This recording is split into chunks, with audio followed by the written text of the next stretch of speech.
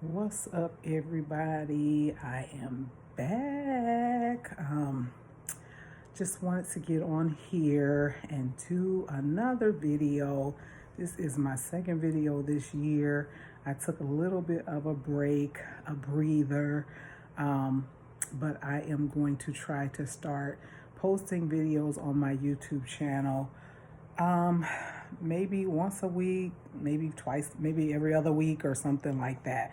I'm going to try to be more consistent about posting videos.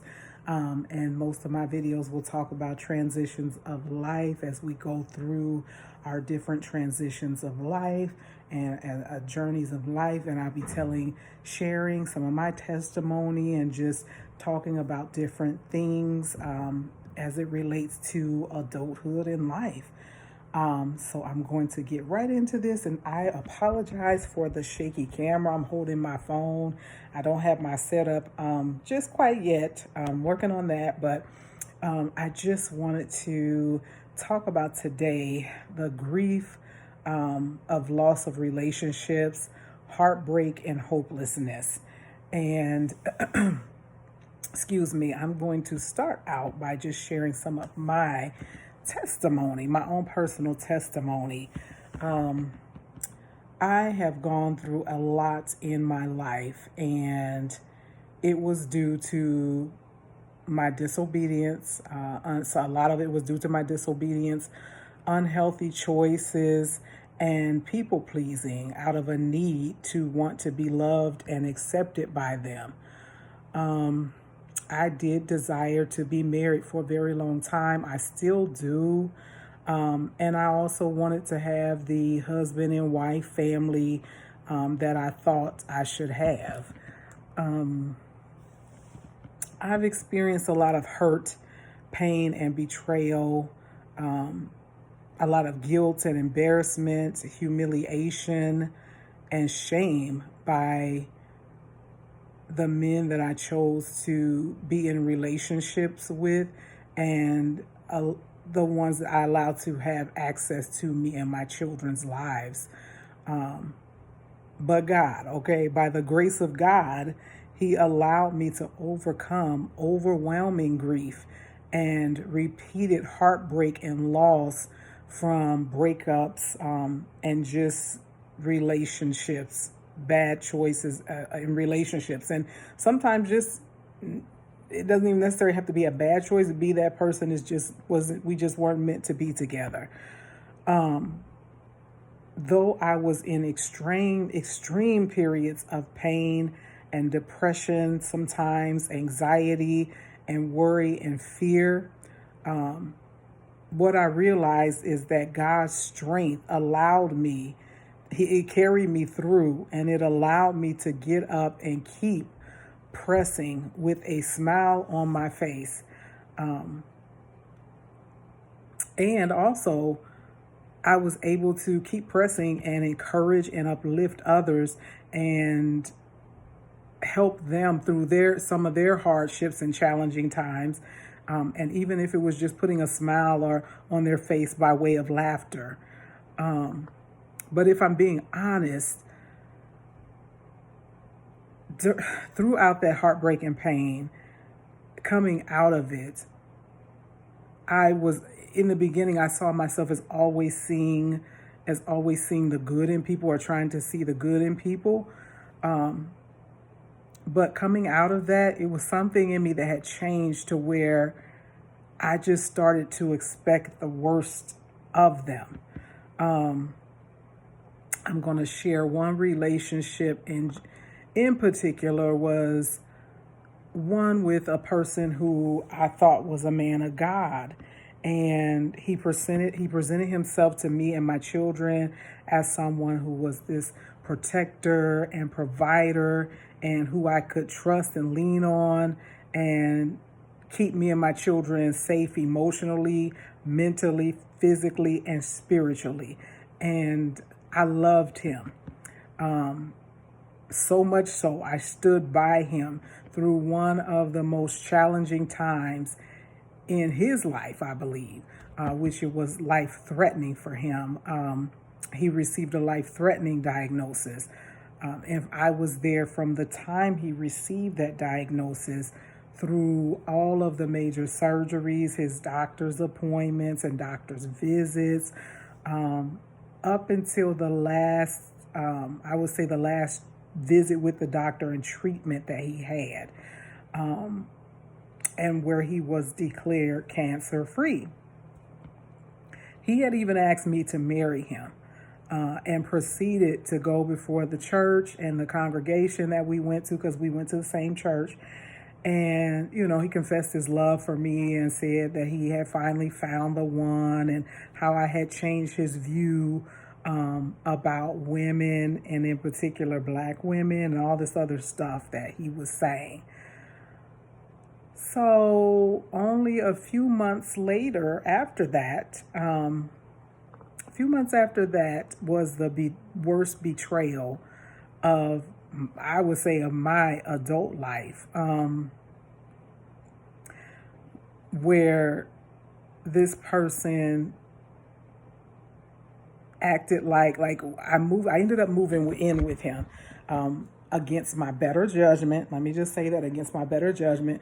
So I ended up moving me and my kids in with him. It's a lot that's in between there, but I trusted him enough to end up moving my kids in with him. And only a few months after he was professing his love for me and all of those things, me and my children ended up in a shelter for 9 months behind that, because I trusted him and in moving me and my children in with him.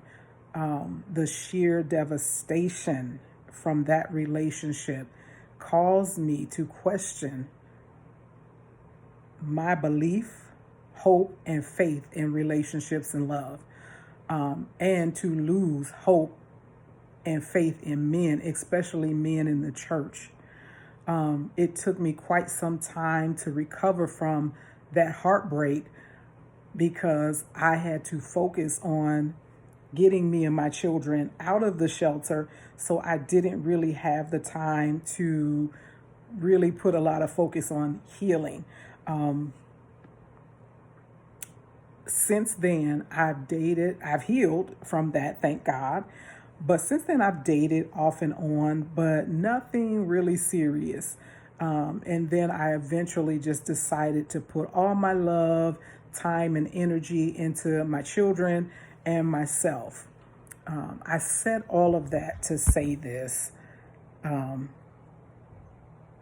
Because of my lightheartedness, sometimes people would take that as a sign of, oh, you got this, girl, you good, you got this, you can do this, you strong, because I was so lighthearted about the way that I carried the weight of that hurt and pain.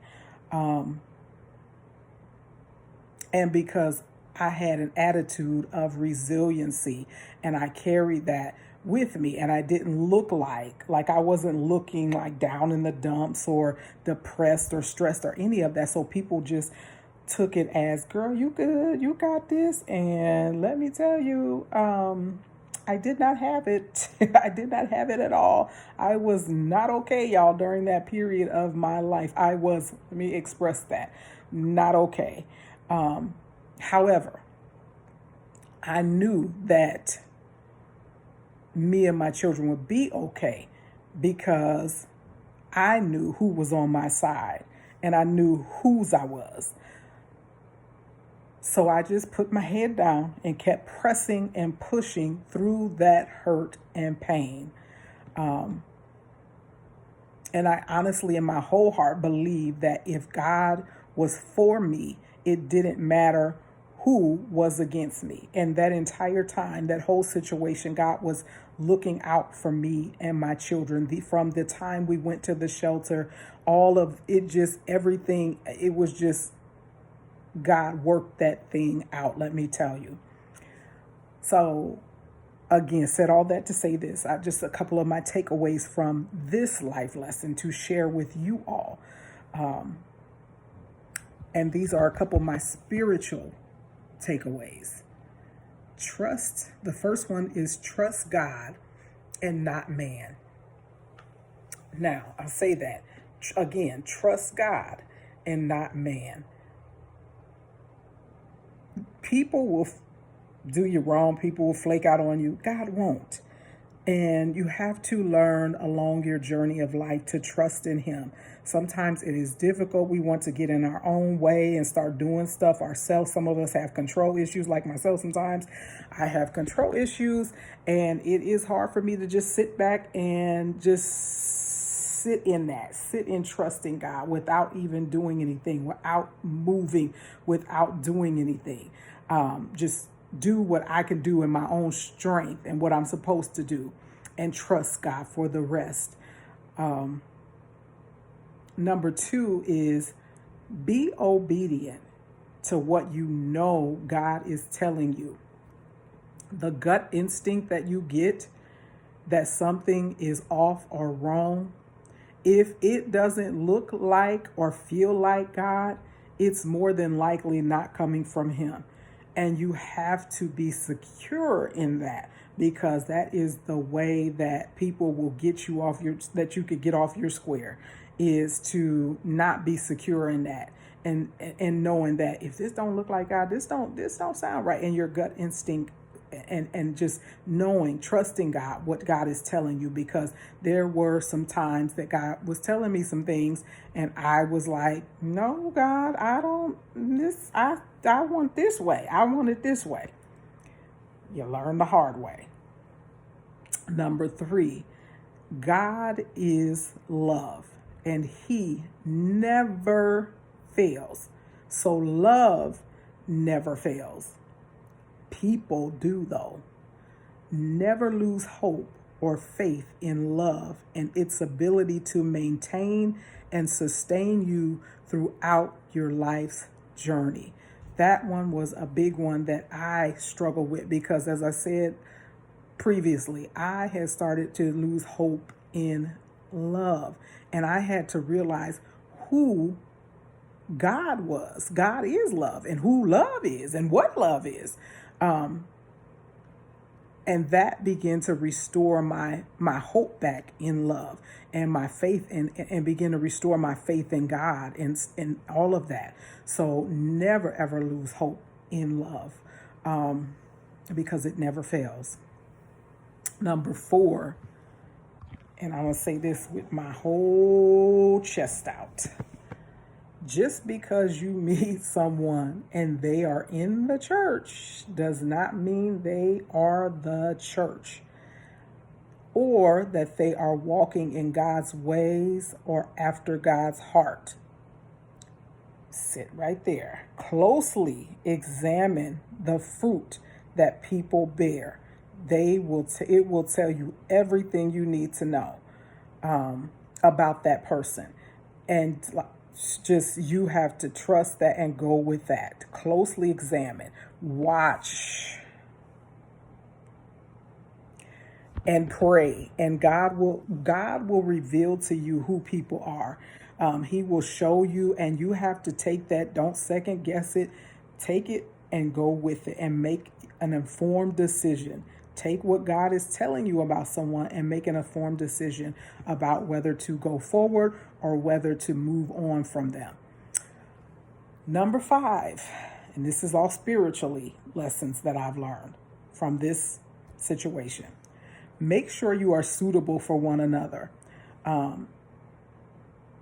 This is very different from being compatible with one another. And I won't give you the definitions. You can go do the homework yourself and look up the difference between suitable and compatible. But make sure that you are that, because compatibility is one thing, suitability is totally different. So the physical, emotional, and mental lessons that I learned goes back to the number 1 thing that I had spiritually, trusting in God. Never put your total trust in any man or woman, because they have the capability of failing, because we are, as humans, we are flawed. And so we all have our flaws. So people will fail you. They will betray you. They will hurt you. Some will do it intentionally. Some will do it unintentionally. That's why you never put your full total trust in any man or woman. Number 2, that I learned in this. Always kind of have a backup plan. And I know some people are like, well, if you are going forward with that person, you shouldn't have a backup plan.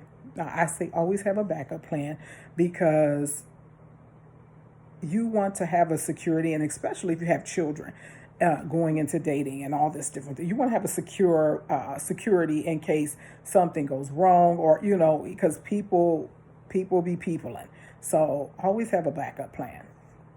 Number 3, if you have children and you're dating, please take the time and do not just give any and everybody access to you and your children. That's for safety reasons on all levels: physically, emotionally, mentally, and spiritually. I'm just going to set that there and let it rest where it is. Number 4, do not give passes or overlook your red flags. Okay, because sometimes we do that. We will sit up there and second guess and guess ourselves out of what we know is a red flag. And that feeling, again, it goes back to that gut feeling that you get about that person's behavior, about how they're moving, or the things that they're doing or saying. Those are red flags. And red flags are the things that cross the line of your boundaries and standards. And they warn you not just of who a person is, but who they will be to you. Take heed. Number 5, it's okay to be there for someone when you're in a relationship with them, but do not give benefits of a husband or wife unless you are actually that person's husband or wife, meaning married to them. Sometimes we go too far and stay too long with people, let me tell you. And all that does is, when things don't work out, it just creates more heartbreak. It just deepens. Let me just say that it deepens the heartbreak, and it deepens the pain, because you felt like you've given all of yourself to someone who won't continue on each other's journey of life. So in closing, loss can be a devastating event and can have a traumatic impact on our lives. We all walk out our journeys of grief and loss differently. Just because someone walks theirs out with lightheartedness does not mean that it isn't heavy for them. Lightheartedness can look like strength. So my advice would be to check on your lighthearted check on your lighthearted loved ones, and those who appear to have it all together and who appear to be strong or appear to be getting through things, difficult and challenging life things. Check on them. Give them an uplifting word, an encouraging word, a phone call, a text message, just saying that you love them. That has a lot of meaning and just could be the motivation that they need to keep going. Love and respect and value yourself and others. So on that note, I will end here. And you all keep on striving to be the best you that God created you to be. Peace.